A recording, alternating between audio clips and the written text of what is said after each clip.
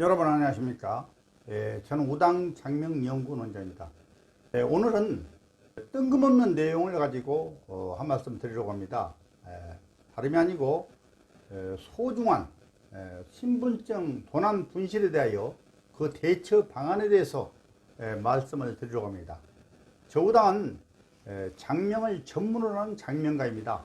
저는 네이버에서 우당장명원 전속 카페인 우당장명원 카페를 운영하고 있고, 우당의 홈페이지, 우당의 유튜브, 우당의 네이버 TV, 우당의 네이버 밴드, 그리고 카카오 스토리, 또 우당의 네이버 블로그 등을 동시에 운영하고 있습니다. 저 우당은 지난 세월 30여 년 동안 은행에서 근무한 적이 있었습니다. 과거 저희 직업 성향으로 보아 다수의 고객분들의 재산을 지키고 개인정보 보안에 대하여 누구보다도 잘 지켰으며 사명감을 가지고 신뢰감을 드리는데 몸에 배어 있다 해도 과언이 아닙니다. 그러나 지금 세상은 많이 다른 것 같습니다. 금융기관에 종사하시는 분들이 심심치 않게 매스컴에 오르내리면서 고객의 소중한 예금 자산을 빼돌리거나 여러가지 유형의 금융사고도 많이 발생하고 있습니다. 그 요인은 고객에 대한 정보를 악용하기 때문인 것으로 압니다.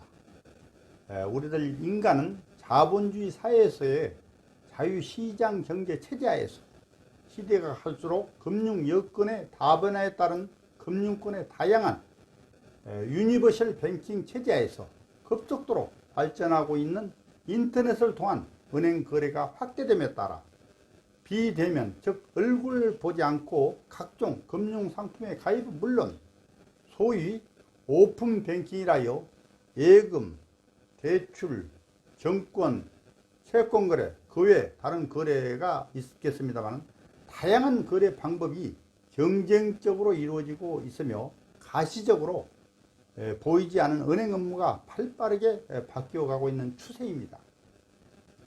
과거 옛날에는 돈 있는 분들은 오프라인으로 은행을 직접 방문하여 돈을 은행에 맡기면 가장 안전하다는 시대였고, 그 신용도에 있어서도 그 어느 기관보다도 높았으나 지금 시대는 상당히 달라진 것이 많으며, 특히 나이가 드신 시니어 세대들이 자칫 현금 자산을 원활하게 지키지 못하고 시류의 흐름에 따라 보이스피싱 등 사기성이 범람하여 오랜 기간 피땀 흘려 모은 소중한 재산을 하루아침에 잃어버리는 경우도 허다합니다. 말하자면 돈을 버는 것도 대단히 중요한데 요즘은 내 돈이 금융기관에 잘 있는지 궁금하고 나도 모르는 타인이 나의 이름으로 버젓이 오픈뱅킹으로 나의 예금 자산을 손을 대고 또는 대출 실행을 하여 채무자로 전략하여 청천벽력 같은 결과에 의하여 어느 분들은 하루아침에 모든 재산을 다 잃고 노후 대책이 막막하여 극단적인 선택을 하시는 분들도 많다고 합니다. 참 안타까운 현실이기도 합니다. 사기를 당한 사례가 수없이 많겠으나 오늘 저 우당이 강조하고 싶은 것은 신분증 분실에 관한 내용을 말씀드리려고 합니다. 나이 드신 시니어님들이 잘 들어주셨으면 합니다. 신분증이란 주민등록증, 운전면허증, 여권 등으로 논할 수 있겠습니다. 요즘 세상은 신분증 간수를 잘 해야 하며 만약에 분실을 하면 즉시 운전면허증은 지구대나 경찰서에 신고하고 여권은 정부 24시 홈페이지나 시, 군, 구 여권 담당 창구에서 신고하고 또 주민등록증은 주민센터에 가셔서 곧바로 임시 신분증을 발급을 받을 것이며 그 신분증에 필요한 사진이 없으면 즉시 촬영을 해야 됩니다. 신분증은 분실을 했을 때 총각을 다투지 말고 가장 빨리 분실 신고를 하여하며 분실 신고를 하게 되면 이미 분실된 신분증은 전산에 등록이 되어서 다른 사람이 사용이 불가능하게 된다는 것입니다. 그러나 대단히 안타까운 것은 신분증을 도난이나 분실된 사실을 모르고 있다면 큰일입니다. 따라서 악의적인 범인이 신분증을 습득한 후에 비대면으로 주민등록 명의의 이동전화, 즉 알뜰폰을 개통하게 된다는 것입니다. 또한 알뜰폰으로 버젓이 본인 인정을 해서 범인이 비대면으로 공인인증서까지를 발급받거나 또는 재발급받게 됩니다. 또 알뜰폰과 공인인증서를 가지고 금융권에 비대면 계좌를 개설하고 부정으로 개통한 알뜰폰과 부정으로 발급한 공인인증서를 이용하여 다른 예금 인출 시도는 물론 비대면으로 제2금융권 등에서 금융기관 대출까지 승인받게 되어 무서운 세상이 되어 있습니다. 말하자면 도둑놈이 본인인 것처럼 행세를 하고 있다는 기막힌 사실입니다. 특히 보이스피싱의 대표적 사례가 이상한 문자를 받고 가족의 내용까지를 잘 아는 범인이 시킨 대로 한다는 것이 큰 문제이니 아무리 그럴싸한 문자나 전화 등으로 솔깃한 내용을 제안하는 경우 꼭 확인을 먼저 해야 하며, 나도 모르는 사이에 이상한 문자를 받고 문자에 보면은요 영어로 쓰여 있는 즉 URL 주소를 클릭하여 그 순간 악성 앱이 깔리게 되면 큰일입니다. 말하자면 내 전화가 그렇게 되면 내 전화가 아니고 범인이 전화 통화 내용을 다 들여다본다는 것이니 놀라운 일입니다. 특히 어리석게도 신분증을 사진을 찍어 보내거나 심지어 은행 계좌의 비밀번호를 알려주면 그 순간 은행 자산을 다 틀리게 되는 치명적인 것을 아셔야 합니다.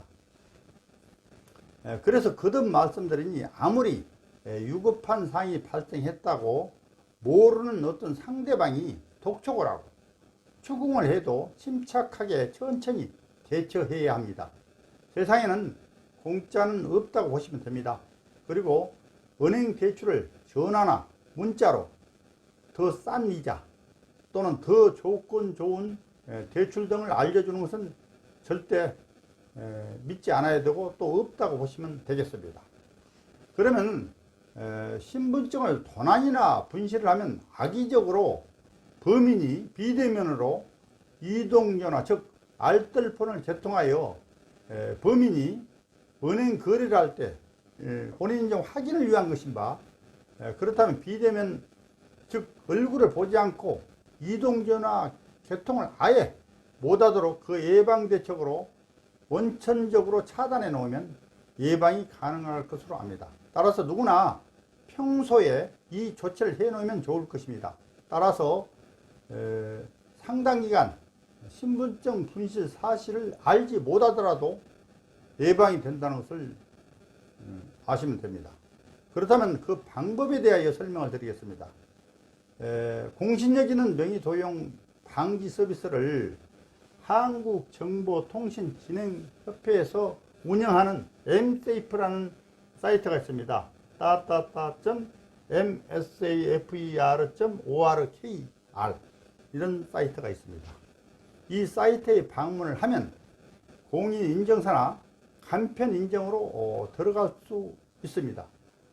사이트에 들어가셔서 먼저 자신의 가입 사실 전환 조회 서비스에서 나의 가입 내용을 확인을 합니다. 그리고 나서 이동전화 명의 도용 가입 제한 서비스에 등록을 해 놓으면 범인이 습득한 타인의 신분증을 가지고 있다 해도 해당 통신사에 직접 방문하지 않고서는 이동전화인 알뜰폰 등을 개통할 수 없으니 피해를 예방할 수 있을 것으로 생각합니다.